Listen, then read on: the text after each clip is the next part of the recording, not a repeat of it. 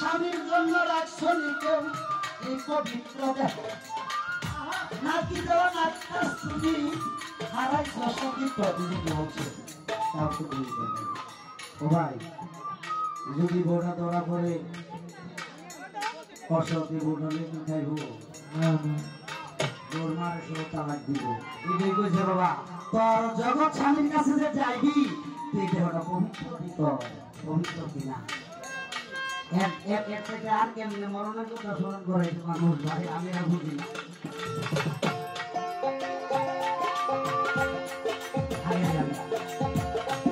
সাধকের উল্টা কথা যা শুনিলে ঘরে মাথা না শুনিলে জীবন বিচার ওই জন তোমার প্রিয়